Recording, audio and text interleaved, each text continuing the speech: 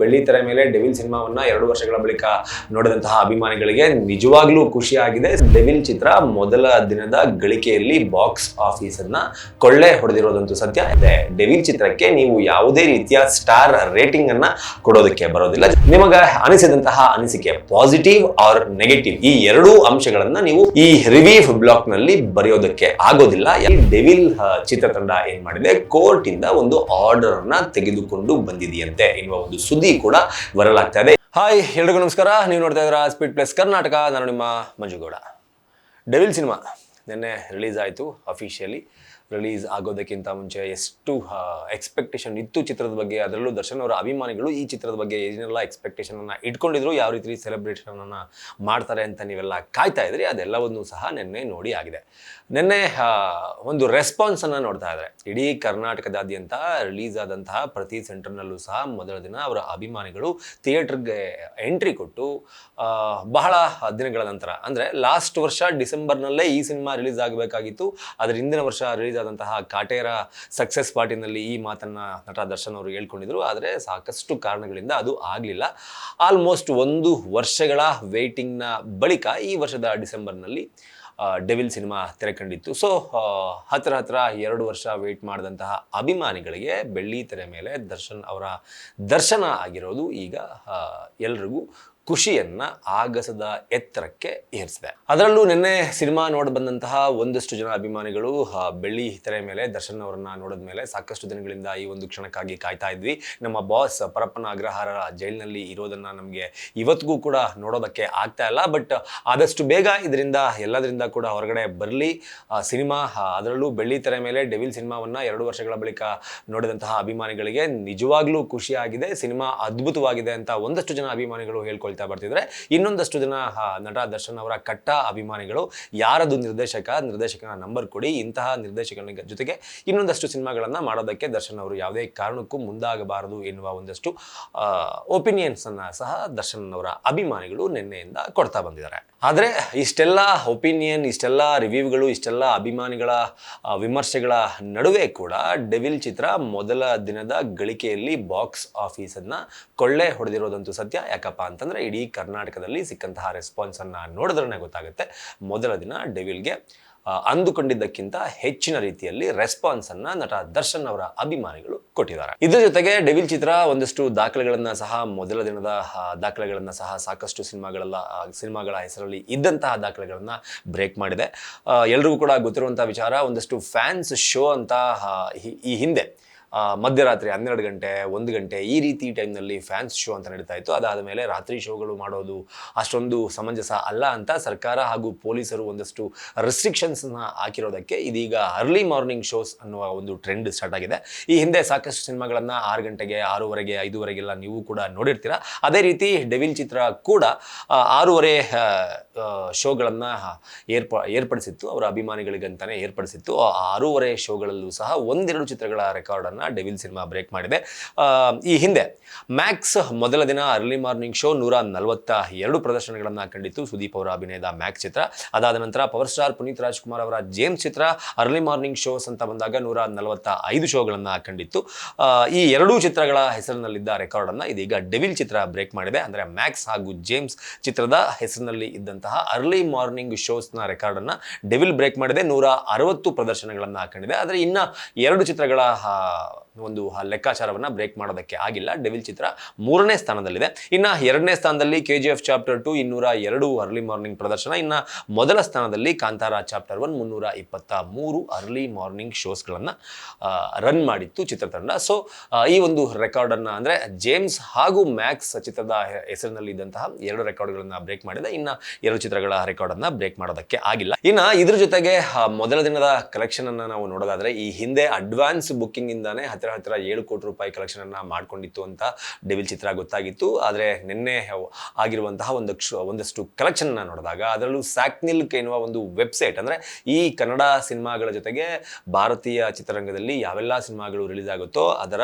ಒಂದು ಶೋಗಳ ಆಧಾರದ ಮೇಲೆ ಒಂದು ಮಿನಿಮಮ್ ಟಿಕೆಟ್ ರೇಟ್ ಅನ್ನ ಆಧಾರವಾಗಿ ಇಟ್ಟುಕೊಂಡು ಒಂದು ವರದಿಯನ್ನ, ಅಂದ್ರೆ first day box office, second day box office, ಅಂದ್ರೆ ಯಾವುದೇ ಚಿತ್ರ ರಿಲೀಸ್ ಆದ್ರೂ ಬಾಕ್ಸ್ ಆಫೀಸ್ನ ಒಂದಷ್ಟು ವರದಿಯನ್ನ ಸ್ಯಾಕ್ನಿಲ್ಕ್ ಕೊಡುತ್ತೆ. ಈ ಸ್ಯಾಕ್ನಿಲ್ಕ್ನ ಅರ್ಲಿ ಎಸ್ಟಿಮೇಟೆಡ್ ವರದಿಯ ಪ್ರಕಾರ ಮೊದಲ ದಿನ ಡೆವಿಲ್ ಚಿತ್ರ 10+ ಅಂದರೆ 10 ಕೋಟಿಗೂ ಅಧಿಕ ಕಲೆಕ್ಷನ್ ಅನ್ನ ಮಾಡಿಕೊಂಡಿದೆ.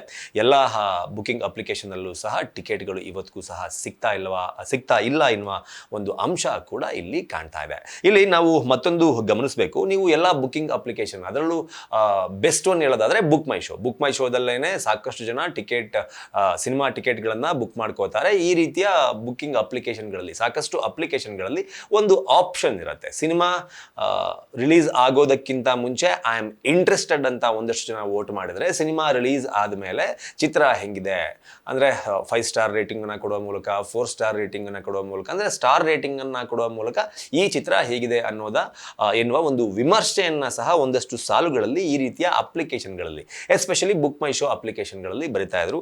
ಫಾರ್ ಎಕ್ಸಾಂಪಲ್, ನೀವು ಸ್ಕ್ರೀನ್ ಮೇಲೆ ನೋಡ್ತಾ ಇರ್ಬೋದು, ಅಖಂಡ ಈ ಸಿನಿಮಾ ಕೂಡ ನಿನ್ನೆ ರಿಲೀಸ್ ಆಗಿದೆ. ಅಖಂಡ ಸಿನಿಮಾದ ಒಂದು ಬುಕ್ ಮೈ ಶೋನ ಒಂದು ಈ ಪೇಜ್ನಲ್ಲಿ ನೀವು ಇಲ್ಲಿ ಕ್ಲಿಕ್ ಮಾಡಿದ್ರೆ ಒಂದು ರಿವ್ಯೂವನ್ನು ಕೊಟ್ಟು ರಿವ್ಯೂವನ್ನು ಬರೆಯೋದಕ್ಕೆ ಒಂದು 10ಕ್ಕೆ ಎಷ್ಟು ಅಂಕ ಕೊಡ್ತೀರಾ ಈ ಸಿನಿಮಾಗೆ ಅನ್ನುವ ಒಂದು ಅಪ್ಲಿಕೇಶನ್ನಲ್ಲಿ ಒಂದು ಅವಕಾಶ ಇರುತ್ತೆ, ಒಂದು ಆಪ್ಷನ್ ಇರುತ್ತೆ. ಈ ಆಪ್ಷನ್ ಅನ್ನ ಡೆವಿಲ್ ಚಿತ್ರದಿಂದ ತೆಗೆದು ಹಾಕಲಾಗಿದೆ. ಡೆವಿಲ್ ಚಿತ್ರಕ್ಕೆ ನೀವು ಯಾವುದೇ ರೀತಿಯ ಸ್ಟಾರ್ ರೇಟಿಂಗ್ ಅನ್ನ ಕೊಡೋದಕ್ಕೆ ಬರೋದಿಲ್ಲ. ಜೊತೆಗೆ ನಿಮಗೆ ಅನಿಸಿದಂತಹ ಅನಿಸಿಕೆ ಪಾಸಿಟಿವ್ ಆರ್ ನೆಗೆಟಿವ್ ಈ ಎರಡೂ ಅಂಶಗಳನ್ನ ನೀವು ಈ ರಿವ್ಯೂ ಬ್ಲಾಕ್ ನಲ್ಲಿ ಬರೆಯೋದಕ್ಕೆ ಆಗೋದಿಲ್ಲ. ಯಾಕಪ್ಪ ಅಂತಂದ್ರೆ ಬುಕ್ ಮೈ ಶೋ ಸೇರಿದಂತೆ ಯಾವೆಲ್ಲ ಬುಕಿಂಗ್ ಅಪ್ಲಿಕೇಶನ್ ಇದೆ ಆ ಅಪ್ಲಿಕೇಶನ್ಗಳಲ್ಲಿ ಡೆವಿಲ್ ಸಿನಿಮಾದ ಬಗ್ಗೆ ರೇಟಿಂಗ್ ಮಾಡೋದು ಹಾಗೂ ರಿವ್ಯೂ ಮಾಡೋದನ್ನ ತಡೆ ಹಿಡಿಯಲಾಗಿದೆ. ಯಾಕೆ? ಬೇರೆ ಎಲ್ಲ ಸಿನಿಮಾಗಳಿಗೂ ಸಹ ಈ ರೀತಿಯ ಒಂದು ರಿವ್ಯೂವನ್ನು ಮಾಡುವಂಥ, ಅಂದರೆ ಚಿತ್ರವನ್ನು ನೋಡಿಕೊಂಡು ಬಂದಂತಹ ಪ್ರೇಕ್ಷಕ ತನ್ನ ಅನಿಸಿಕೆಯನ್ನು ಬರೆಯುವಂತಹ ಒಂದು ಅವಕಾಶ ಇದ್ರೂ ಸಹ ಡೆವಿಲ್ ಸಿನಿಮಾಗೆ ಯಾಕಿಲ್ಲ ಅನ್ನೋದನ್ನು ನಾವು ನೋಡೋದಾದರೆ, ಇತ್ತೀಚಿನ ದಿನಗಳಲ್ಲಿ ರಿವ್ಯೂವನ್ನು ನೋಡಿಬಿಟ್ಟು ಸಿನಿಮಾಗೆ ಹೋಗುವಂಥವರ ಸಂಖ್ಯೆ ಇತ್ತೀಚಿನ ದಿನಗಳಲ್ಲಿ ಹೆಚ್ಚಾಗಿದೆ. ನಾವು ಯಾವುದೇ ಅಪ್ಲಿಕೇಶನ್ ತಗೊಳ್ಳಿ, ಫುಡ್ ತಗೊಳ್ಳಿ, ಕಾರ್ ತಗೊಳ್ಳಿ, ಬೈಕ್ ತಗೊಳ್ಳಿ, ಎಲ್ಲವೂ ಸಹ ಮೊದಲು ರಿವ್ಯೂ ನೋಡ್ತಾರೆ. ಅಂದರೆ ಮುಂಚೆ ಇದನ್ನು ನೋಡ್ಕೊಂಡು ಬಂದಿರೋರು, ಮುಂಚೆ ಇದನ್ನು ಉಪಯೋಗಿಸಿರೋರು, ಅವ್ರು ಏನು ಹೇಳ್ತಾರೆ ಈ ಪ್ರಾಡಕ್ಟ್ನ ಬಗ್ಗೆ, ಅಥವಾ ಅವ್ರು ಏನು ಹೇಳ್ತಾರೆ ಈ ಸಿನಿಮಾದ ಬಗ್ಗೆ ಎನ್ನುವ ಒಂದಷ್ಟು ಅಂಶಗಳು ಜನರಿಗೆ ಗೊತ್ತಾದ ಮೇಲೆ ಒಂದಷ್ಟು ಜನ ಚೆನ್ನಾಗಿ ರಿವ್ಯೂಗಳನ್ನ ಬರೆದಿದ್ರೆ, ಅದ್ಭುತವಾಗಿದೆ ಸಿನಿಮಾ ಅಂತ ಬರೆದಿದ್ರೆ ಇನ್ನೊಂದಷ್ಟು ಜನರನ್ನ ಅದು ಪುಷ್ ಮಾಡುತ್ತೆ ಚಿತ್ರಮಂದಿರಕ್ಕೆ ಕರೆದುಕೊಂಡು ಬರೋದಕ್ಕೆ. ಆದರೆ ನೆಗೆಟಿವ್ ರಿವ್ಯೂಗಳಿದ್ರೆ ಸಿನಿಮಾ ಚೆನ್ನಾಗಿಲ್ವಂತೆ, ಯಾವನ್ ಹೋಗ್ತಾನೆ ಗುರು ಈ ಸಿನಿಮಾಗೆ ಎನ್ನುವ ಒಂದು ಥಾಟ್ ಪ್ರೊಸೆಸ್ಗೆ ಜನ ಆಲ್ರೆಡಿ ಬಂದ ಹಾಗಿದೆ. ಸೊ ಈ ನಿಟ್ಟಿನಲ್ಲಿ ಡೆವಿಲ್ ಚಿತ್ರತಂಡ ಏನು ಮಾಡಿದೆ, ಕೋರ್ಟಿಂದ ಒಂದು ಆರ್ಡರನ್ನು ತೆಗೆದುಕೊಂಡು ಬಂದಿದೆಯಂತೆ ಎನ್ನುವ ಒಂದು ಸುದ್ದಿ ಕೂಡ ವೈರಲ್ ಆಗ್ತಾ ಇದೆ. ಏಷ್ಯಾನೆಟ್ ಹಾಗೂ ಚಿತ್ರಲೋಕ ಈ ಎರಡೂ ಸುದ್ದಿ ಸಂಸ್ಥೆಗಳು ಮಾಡಿರುವಂತಹ ಒಂದಷ್ಟು ವರದಿಗಳಲ್ಲಿ ಈ ಒಂದು ಅಂಶಗಳನ್ನು ಉಲ್ಲೇಖ ಮಾಡಲಾಗಿದೆ. ಚಿತ್ರತಂಡ ಒಂದು ಸ್ಟೇಯನ್ನು ತಂದಿರುವ ಕಾರಣಕ್ಕಾಗಿಯೇ ನೀವು ಸ್ಕ್ರೀನ್ ಮೇಲೆ ನೋಡ್ಬೋದು, ಡೆವಿಲ್ ಸಿನಿಮಾದ ರಿವ್ಯೂ ಮಾಡುವಂತಹ ಸೆಕ್ಷನ್ನಲ್ಲಿ ಕೋರ್ಟ್ ಆರ್ಡರ್ ಇದೆ, ಹಾಗಾಗಿ ಈ ಒಂದು ಆಪ್ಷನ್ ಅನ್ನ ತೆಗೆಯಲಾಗಿದೆ ಅನ್ನೋದನ್ನ ಬುಕ್ ಮೈ ಶೋ ಸ್ಪಷ್ಟವಾಗಿ ನಮೂದಿಸಿದೆ.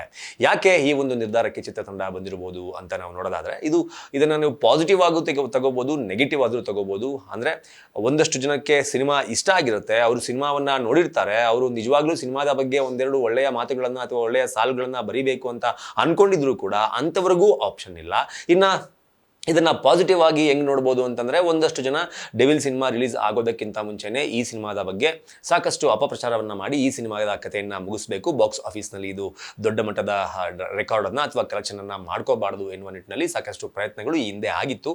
ಅದು ಈ ಒಂದು ರಿವ್ಯೂ ಒಂದು ಆಪ್ಷನ್ ಅನ್ನ ಓಪನ್ ಇಟ್ರೆ ಅದಿನ್ನೂ ಜಾಸ್ತಿ ಆಗಬಹುದು. ಬೇಕು ಅಂತಾನೆ ಕೆಲವರು ನೆಗೆಟಿವ್ ಕಮೆಂಟ್ ಅನ್ನ ಮಾಡಬಹುದು.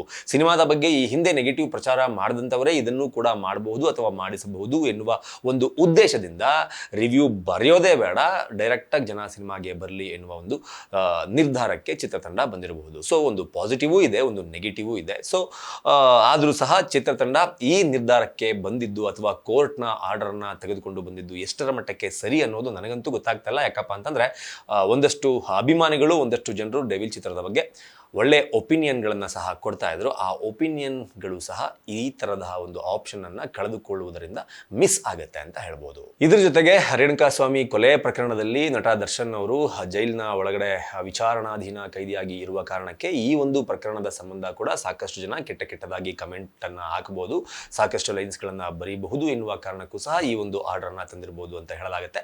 So what ever it is, ಒಟ್ಟಾರೆ ಕನ್ನಡ ಚಿತ್ರರಂಗದ ಇತಿಹಾಸದಲ್ಲಿ ಈ ರೀತಿ ಆನ್ಲೈನ್ ಬುಕ್ಕಿಂಗ್ ಅಪ್ಲಿಕೇಶನ್ಗಳಲ್ಲಿ ಏನು ಇದೆ ಅಂದರೆ ರಿವ್ಯೂವನ್ನು ಕೊಡದೇ ಇರುವಂತೆ ಕೋರ್ಟ್ ಆರ್ಡರನ್ನು ತೆಗೆದುಕೊಂಡು ಬಂದು ಬ್ಲಾಕ್ ಮಾಡಿಸುವಂತಹ ಒಂದು ನಿರ್ಧಾರ ಏನಿದೆ ಇದು ಕನ್ನಡ ಚಿತ್ರರಂಗದಲ್ಲಿ ಇದೇ ಮೊದಲ ಬಾರಿಗೆ ನಡೀತಾ ಇದೆ ಅಂತಂದ್ರೂ ಕೂಡ ತಪ್ಪಾಗಲ್ಲ. ಏನನ್ಸುತ್ತೆ ನಿಮಗೆ ಡೆವಿಲ್ ಚಿತ್ರತಂಡದ ಈ ನಿರ್ಧಾರದ ಬಗ್ಗೆ? ಅಂದರೆ ಇದು ಮಾಡಿರೋದು ಪರ್ಫೆಕ್ಟ್ ಆಗಿದೆ, ಸರಿ ಇದೆ ಅಂತ ಅನ್ಸುತ್ತಾ, ಇಲ್ಲ ಹಿಂಗೆ ಮಾಡಬಾರ್ದಾಗಿತ್ತು ಅಂತ ನಿಮ್ಗೆ ಅನ್ಸುತ್ತೆ ಅನ್ನೋದನ್ನ ಕಮೆಂಟ್ ಬಾಕ್ಸ್ ಮೂಲಕ ತಿಳಿಸಿ ಅಂತ ಕೇಳ್ಕೊತಾ ಈ ವಿಡಿಯೋನ ಮುಗಿಸ್ತಾ ಇದ್ದೀನಿ. ನಮಸ್ಕಾರ.